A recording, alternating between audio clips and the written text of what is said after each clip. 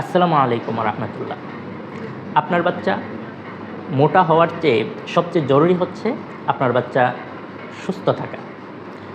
আমরা মায়েরা যেই ভুলটি করে থাকি সেটি হচ্ছে আমরা চাই আমাদের বাচ্চা মোটা তাজা হবে, কিন্তু কখনো বলে না যে স্যার আমার বাচ্চা কিভাবে সুস্থ থাকবে, কী খাওয়ালে বাচ্চা সুস্থ থাকবে সেটির কথা বলেন।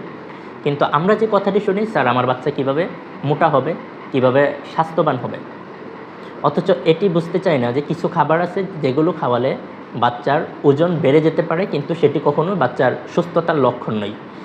তাই আপনার বাচ্চা যদি শুকনা লিকলিকে বা চিকন হয় তাহলে কখনো টেনশন করবেন না, খেয়াল রাখবেন আপনার বাচ্চার চঞ্চলতা ঠিক আছে কিনা, বাচ্চার খেলাধুলা ঠিক আছে কিনা, বাচ্চা সুস্থ আছে কিনা।